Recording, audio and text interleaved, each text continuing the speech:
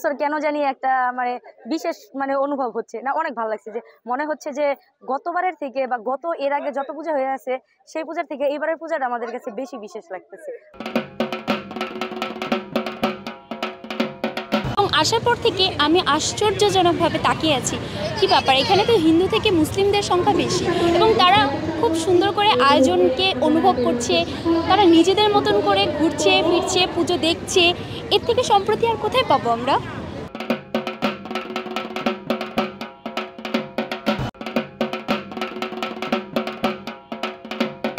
সাম্প্রতিক বন্ধন আমাদের থেকে অলওয়েজ ওয়েলকাম। যে কোনো ধর্ম মানুষ হলেই হলো, আমরা আন্তরিকভাবে ওয়েলকাম করি সবাইকে। আমাদের কোনো মানে বিভেদ নেই যে এ আসতে পারবে ও আসতে পারবে না, এরকম কিছু নেই, সবাই ওয়েলকাম।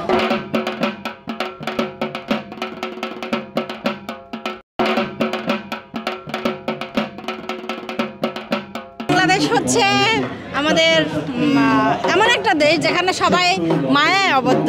এখানে হিন্দু মুসলিম সবাই আমরা একত্রে বসবাস করি, সবাই মিলেমিশে যে আমাদের প্রত্যেকটা অনুষ্ঠান করি, আয়োজন করি, এটা আসলেই সুন্দর। আমাদের এই পূজাটা আয়োজিত হয়েছে ইস্ট ওয়েস্ট ইউনিভার্সিটি ফ্রন্ট সাইডেই, এবং এখানে আমরা দেখতে পেরেছি আজকের এই পুজোতে হিন্দু মুসলমান বৌদ্ধ খ্রিস্টান সবাই এসেছে, সবাই, এবং আশ্চর্যজনকভাবে এতটা ভালো লাগছে যে আমাদের এই জুলাই রেভলিউশনের পরে সবাই সম্প্রীতির সাথে বসবাস করছে। পূজা হচ্ছে আমাদের মা সরস্বতী বিদ্যার দেবী, সেজন্য আমরা মানে প্রত্যেক বছরই এই দিনটা আমরা উপাস থাকি, মানে পূজা অঞ্জলি দেই।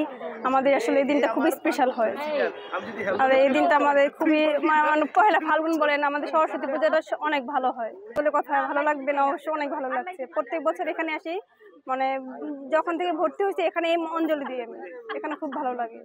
কাছে মানুষ মনে মনে যে প্রার্থনা করে সেটা বলতে হয় না, বললে পরে হয় না।